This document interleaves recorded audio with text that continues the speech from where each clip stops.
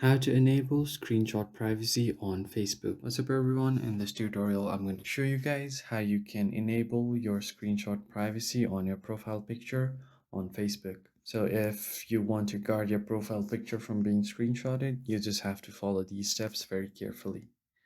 There is a supposed settings on the app, but it is not available on many regions, so this is an alternative.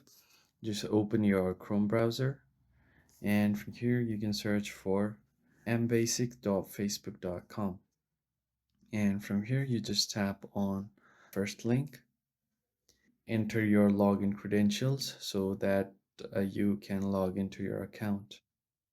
And once you do that, this very old basic version of Facebook will be on your web page. And from here you just want to tap on this edit profile right here, and you will get your profile info right here. And from here you want to head over to this menu and tap on profile. Now you are on your profile, and then you can simply tap on your profile photo.